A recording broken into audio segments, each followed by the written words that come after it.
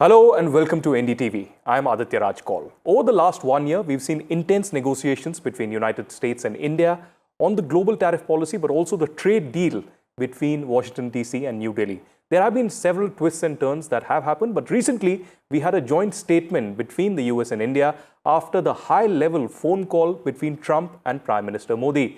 What does this mean for the overall relationship and the gamut of ties between India and the United States? Joining us live and exclusive here on NDTV is India's ambassador to United States, Ambassador Vinay Mohan Kwatra, who is also India's former foreign secretary. He doesn't give interviews very often, but I'm very grateful that he has found time to join us today. Thank you very much, Kwatra, sir, for joining us. Let me begin by asking you about the entire trade deal and its significance. How important do you think at this time and at this juncture in history is this trade deal? कितना महत्वपूर्ण है इस trade deal का इस समय पर होना, जब 20 साल से हमने एक स्ट्रेटेजिक पार्टनरशिप देखी है, हमने बायपार्टिसन सपोर्ट देखा है इंडिया के लिए, और अब ये ट्रेड डील जिस वक्त आप वहां पर जो है मौजूद रहे हैं। नमस्कार आदित्य, सर्वप्रथम धन्यवाद मुझे अपने चैनल पे निमंत्रण करने के लिए। देखिए, मेरी जो इस अंतरिम व्यापार समझौते का जो फ्रेमवर्क जॉइंट स्टेटमेंट के माध्यम से जो अनाउंस हुआ है, जो मेरा इसमें परिप्रेक्ष्य है, जो मेरी प्रतिक्रिया है, मैं कहूँगा ये केवल मेरी प्रतिक्रिया नहीं है, बल्कि भारतीय अर्थव्यवस्था में के जितने भी जानकार हैं, जितने भी इस रिलेशनशिप में स्टेक होल्डर्स हैं भारत की तरफ से, चाहे वो हमारे इंडस्ट्रियलिस्ट हों, चाहे वो हमारे सीईओ हों, चाहे वो हमारे फार्मिंग कम्युनिटी के मेंबर्स हों, किसान भाई हों, आप हर एक का लगभग सबका एक मत है कि ये उपलब्धि, ये अंतरिम व्यापार समझौते के फ्रेमवर्क की जो उपलब्धि है, ये अत्यंत महत्वपूर्ण है। न केवल भारतीय अर्थव्यवस्था के परिप्रेक्ष्य में, अपितु भारत यूएस संबंधों के परिप्रेक्ष्य में। मैं तो ये कहूँगा कि जहाँ तक भारत और संयुक्त राज्य अमेरिका की सामरिक साझेदारी है, उसके परिप्रेक्ष्य में देखें तो जहाँ तक हमारे आर्थिक सहयोग का प्रश्न है, ये व्यापार समझौता एक नवीन आर्थिक स्तंभ के रूप में, उपलब्धि के रूप में देखा जाना चाहिए। और इसके कई कारण हैं, ये केवल एक मौखिक टिप्पणी या नैरेटिव की बात नहीं है, ये एक तथ्य आधारित प्रसंग है जो कि जिसको समझना आवश्यक है। देखिए, ये जैसे कि माननीय वाणिज्य मंत्री जी ने बड़े विस्तार में कहा है कि इस अंतरिम व्यापार समझौते के फ्रेमवर्क के लागू होने के बाद भारत के निर्यात जगत को, भारत के व्यापार को किस प्रकार के जो हैं अवसर उपलब्ध होंगे, ये तो उन्होंने बड़े विस्तार से, बड़े विवरण में कई चैनल्स पे, आपके चैनल पे भी जो है स्पष्ट किया है जी। तो स्वाभाविक है कि जहाँ तक व्यापार का प्रश्न है, ये समझौता बहुत महत्वपूर्ण है, लेकिन इसको केवल व्यापार तक सीमित रखना मेरे ख्याल से उचित नहीं होगा। इसके काफ़ी और परिप्रेक्ष्य हैं जो कि मैं कहूँगा एक प्रकार से स्ट्रेटेजिक है देखा जाए तो। जैसे मैं कहूँगा कि जहाँ तक हम यदि आप संयुक्त राज्य अमेरिका की इकोनॉमी को देखें तो ये विश्व की विशालतम इकोनॉमी है इस समय, $30 ट्रिलियन की इकोनॉमी है। और यदि आप भारतीय इकोनॉमी को देखें तो हम इस समय विश्व की लार्जेस्ट फास्टेस्ट ग्रोइंग इकोनॉमी है जी। तो ऐसी दो इकोनॉमीज के बीच में समझौता होना एक अत्यंत व्यापक और बहुआयामी आर्थिक अवसरों को जो है उत्पन्न करेगा, जो कि हमारे अर्थव्यवस्था के लिए काफ़ी लाभकारी होंगे। दूसरा, मैं ये कहूँगा कि जहाँ तक यदि निर्यात का भी आप प्रश्न देखें, चाहे वो हमारे श्रम प्रधान क्षेत्र जो लेबर इंटेंसिव इंडस्ट्रीज़ हैं उनके प्रोडक्ट्स हों, या आप हमारे इंडस्ट्रियल गुड्स देखें, या आप हमारे एग्री गुड्स देखें, इन सभी गुड्स को जो यूएस की $30 ट्रिलियन की अर्थव्यवस्था है, उस अर्थव्यवस्था में जो आयात का एक बहुत बड़ा स्पेस है, उससे रिलेटेड अपॉर्चुनिटी जो है इस समझौते के परिप्रेक्ष्य में मिलेगी। यदि आप एक और एस्पेक्ट है जो कि जो भारत की विकसित भारत की जो 2047 की जो यात्रा है, उस जी विकास यात्रा में एक बहुत ही महत्वपूर्ण स्थान है प्रत्यक्ष विदेशी निवेश का, जो कि फॉरेन डायरेक्ट इन्वेस्टमेंट जिसको कहते हैं। तो यदि आप उसका प्रवाह देखें, उसका स्तर देखें, उसकी दिशा देखें, the flows, the level, the direction of foreign direct investment, ये अंतरिम व्यापार समझौता जो है उस निवेश आधारित भारत यूएस सहयोग और सहकारिता को एक विशेष बल देगा। और अंतिम पॉइंट मैं ये कहूँगा कि यदि आप पूरा एक डिजिटल इकोनॉमी, इनोवेशन इकोनॉमी, जिसकी एक महत्वपूर्ण एक मील का पत्थर जो अगले सप्ताह शुरू होने वाला है भारत में, एआई इम्पैक्ट समिट जो उसमें भी होगा, लेकिन जी पूरा डिजिटल इकोनॉमी, इनोवेशन इकोनॉमी की जो स्पेस है, ये ये अंतरिम व्यापार समझौते के बाद उस क्षेत्र में, जो कि ऑलरेडी काफी सकारात्मक और व्यापक सहयोग का एक क्षेत्र है, उसको भी और बल मिलेगा। और आप ये भी देखें, जो इसमें जो महत्वपूर्ण बात यह है कि इस उपलब्धि के साथ साथ जो भारत की तरफ से जो नेगोशिएटर थे, उन माननीय वाणिज्य मंत्री जी थे, उन सब ने ये इंश्योर किया कि जो हमारे संवेदनशील क्षेत्र हैं, जो सेंसिटिव क्षेत्र हैं, जो क्रिटिकल क्षेत्र हैं, उनका पूरी तरह से संरक्षण जो है सुनिश्चित किया जाए। जी, मैं इसी पर आना चाहता तो था। ये एक अत्यंत महत्वपूर्ण उपलब्धि है, जी हर प्रकार से, हर बिल्कुल, दिशा से। बहुत ही महत्वपूर्ण चीज़ आप बता रहे हैं और आम लोगों के लिए भी ये बहुत ही महत्वपूर्ण है जिस तरीके की जानकारी आपने दी। लेकिन एक और चीज़ जो लोग जानना चाहते हैं वो है, जो 1 साल से वार्ता चली, बातचीत चली, हम तो वहाँ पर मौजूद नहीं थे, लेकिन आप एक अहम ऐसे भारत के जो है एम्बेसडर हैं, राजदूत हैं, जो वहाँ पर थे पूरी बातचीत के दौरान, और आपने इसको आगे बढ़ते देखा और ये एक ऐतिहासिक मौका भी है। तो कितना कठिन था, चैलेंजिंग तो था ही, लेकिन भारत के जो डिप्लोमैट्स हैं, जो राजनयिक हैं, उनको बहुत सराहा भी गया है। कहा जाया है कि उनके जो स्किल्स हैं नेगोशिएशंस के, वो बड़े टफ हैं। तो वो अपना जो नेशनल इंटरेस्ट है, या बार बार हम स्ट्रेटेजिक ऑटोनॉमी की भी बातचीत करते हैं, वो उस पर जो है टस से मस नहीं होते। तो उस पर अगर आप थोड़ी सी रोशनी डालें कि पिछले 1 साल का जो पूरा दायरा रहा बातचीत का, ये कितना महत्वपूर्ण था, इसमें क्या अलग अलग जो है ट्विस्ट एंड टर्न्स आए। देखिए आदित्य, कोई भी समझौता वार्ता जब होती है दो देशों के बीच में, वो समझौता वार्ता जो है हमेशा एक टीम जो है उसका नेतृत्व करती है। जी और जो भारत और संयुक्त राज्य अमेरिका की ये समझौता वार्ता, जो कि जिसका निष्कर्ष जो है अंतरिम व्यापार समझौते का जो फ्रेमवर्क की उपलब्धि से निकल के सामने आई, इस समझौता वार्ता की टीम, उसका परिप्रेक्ष्य, उसका प्रारंभ, उसकी जो यात्रा और उसकी जो उपलब्धि है, उसका एक आपको व्यक्ति विशेष का परिप्रेक्ष्य नहीं देखना चाहिए। आपको उसका एक जो तथ्य आधारित परिप्रेक्ष्य है वो देखना चाहिए। और तथ्य क्या है? तथ्य ये हैं कि ये एक पूरी टीम जिसका नेतृत्व नेगोशिएशन के हिसाब से वाणिज्य मंत्रालय के द्वारा हुआ। माननीय वाणिज्य मंत्री जी स्वयं 3-4 बार जो है यूएस की यात्रा करे। इस संदर्भ में हमारे चीफ नेगोशिएटर वाणिज्य मंत्रालय के, जो कि फोर फ्रंट पे थे, उन्होंने इसकी बागडोर संभाली। लेकिन इसका प्रारंभ कहाँ से हुआ, आप इसको जरा ध्यान से देखें।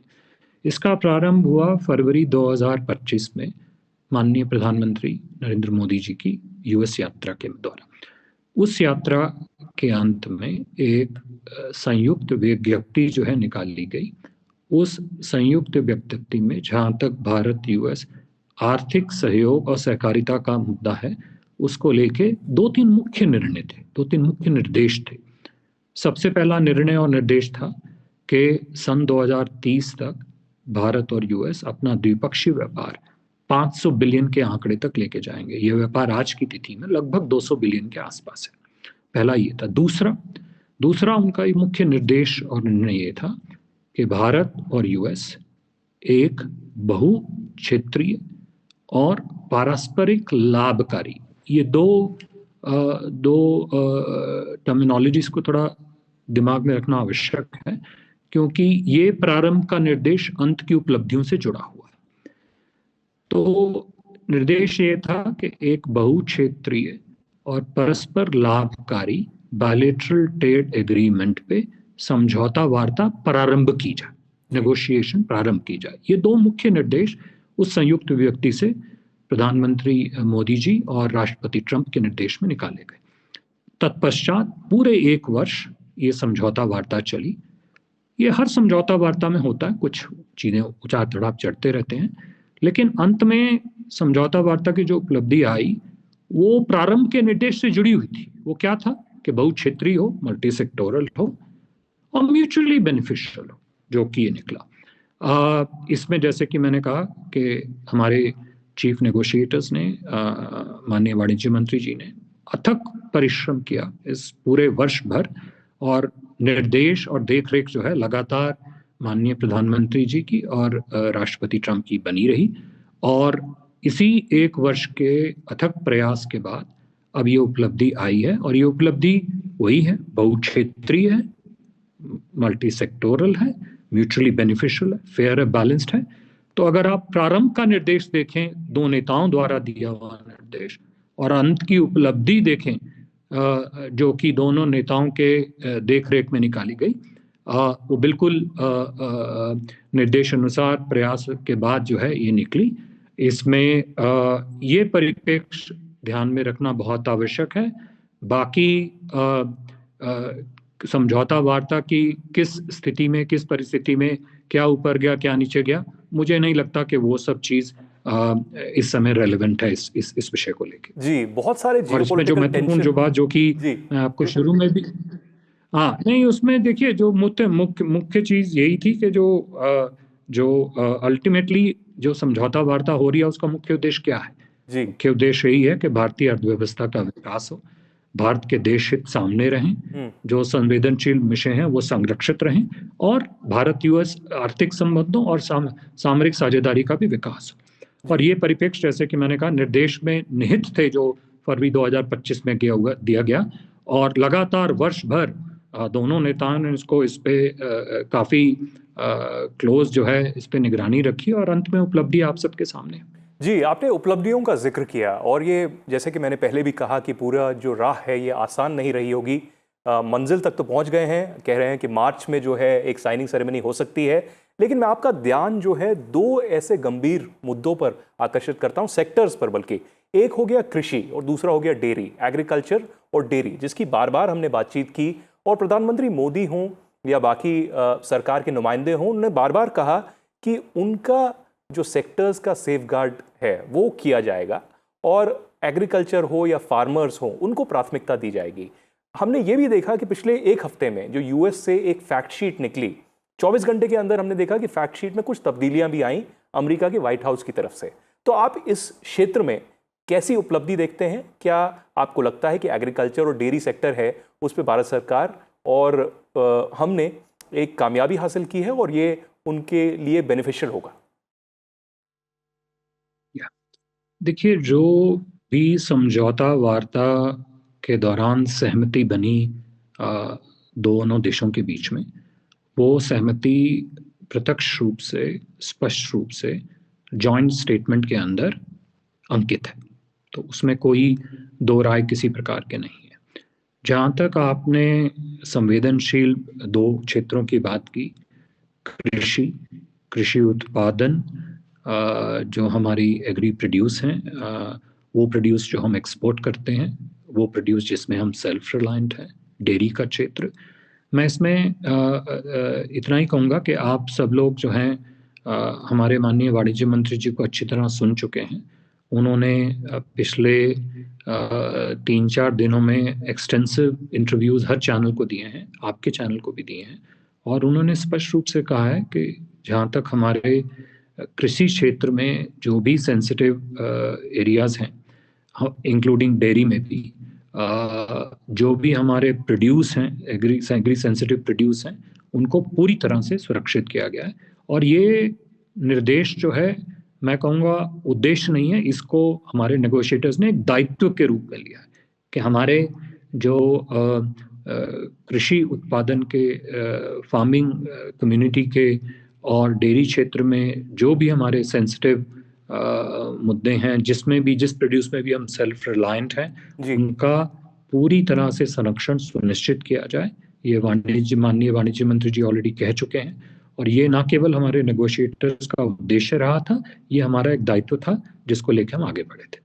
एक महत्वपूर्ण सवाल ये भी कि पिछले 1 साल से या पिछले करीबन 10 महीने से जो 50% टैरिफ लगा हुआ था, हमने देखा कुछ ही दिन पहले जब जॉइंट स्टेटमेंट आया, उससे जस्ट पहले एक एग्जीक्यूटिव ऑर्डर, मैं रात को जगा हुआ था तो मैंने 4 बजे सुबह भारत के टाइम के अनुसार देखा कि एक एग्जीक्यूटिव ऑर्डर आया जिसमें 25% टैरिफ जो था वो हटा दिया गया, और उसके बाद एक जॉइंट स्टेटमेंट जो है इंडिया और यूनाइटेड स्टेट्स के बीच में आया। तो इसके संदर्भ में मैं आपसे पूछना चाहूँगा कि जो 25% टैरिफ हटा दिया गया है और अब ओवरऑल टैरिफ जो है 18% है, ये कितना बड़ा एक कदम है, और क्या आपको लगता है कि आने वाले दिनों में भी हो सकता है ये 18% और कम हो, क्योंकि अभी भी जो है बातचीत और वार्ता जारी है।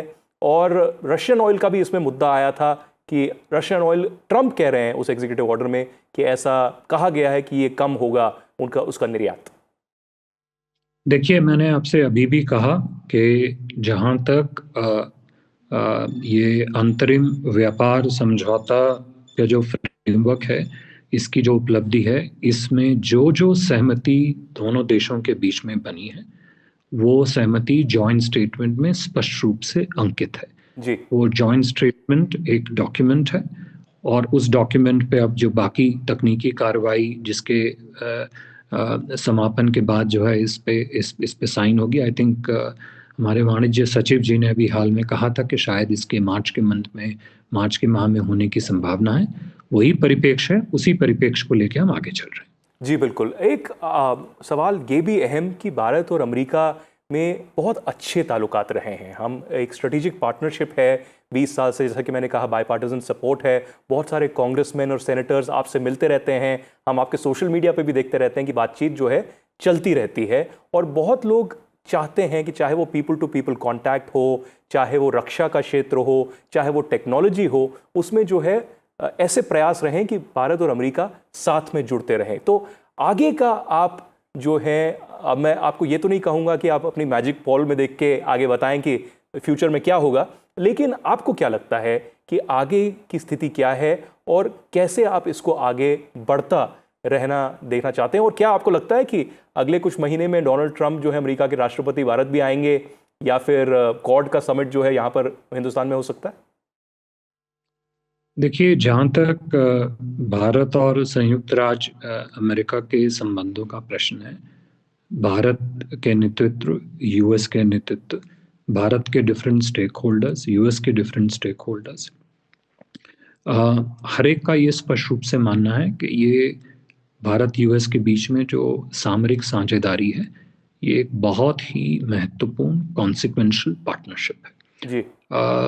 और किसी भी क्षेत्र में लें, आपने रक्षा और सुरक्षा के क्षेत्र की बात की, मैं तो कहूँगा आप रक्षा सुरक्षा नहीं, आप यदि अर्थव्यवस्था के किसी भी क्षेत्र, किसी भी भाग को उठा के देखें, ह्यूमन इकोनॉमिक एंडेवर का कोई भी एस्पेक्ट देखें, आप पाएंगे कि उसमें भारत और यूएस के बीच में एक बहुत ही सर्वव्यापी एक प्रकार से सहयोग व सहकारिता है। डिफेंस सिक्योरिटी का क्षेत्र हो, साइंस एंड टेक्नोलॉजी का क्षेत्र हो, पीपल टू पीपल टाइज हो, ट्रेड बात कर ही चुके हैं, कैपिटल फ्लोज, टेक्नोलॉजी पार्टनरशिप्स, आप कोई भी फील्ड उठा के, स्पेस का फील्ड आप उठा के देख लें, कोई भी आप क्षेत्र उठा के देख लें, आप पाएंगे कि भारत यूएस के बीच में एक बहुत ही महत्वपूर्ण जो है साझेदारी रही है।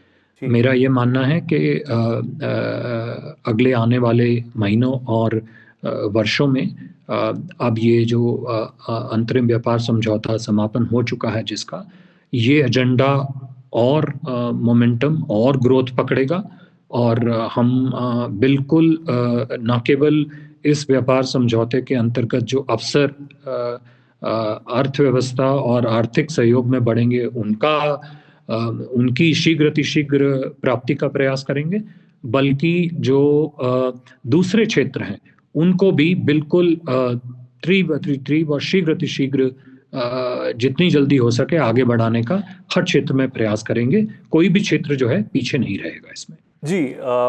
एम्बेसडर क्वाद्रा, एक आखिरी सवाल आपसे, आपने उसका जिक्र भी किया, आपने कहा कि भारत जो है आर्टिफिशियल इंटेलिजेंस के लेकर एक AI इम्पैक्ट समिट जो है 16 तारीख से 20 तारीख तक कर रहा है।